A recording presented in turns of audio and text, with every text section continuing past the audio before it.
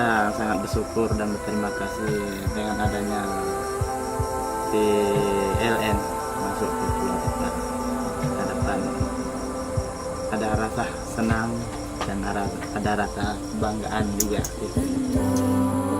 Jadi karena dengan adanya PLN kita juga untuk meningkatkan anak-anak untuk belajar. Dari selama ini dengan adanya yang paling banggakan Genset. Genset itu biayanya lebih parah dan lebih mahal. Satu malam aja dari jam 6 sampai jam 12 kita menghabiskan minyak 2,5 liter. Harga minyak aja di Pulau Tepat 10.000 1 liter. 2,5 liter itu 25.000.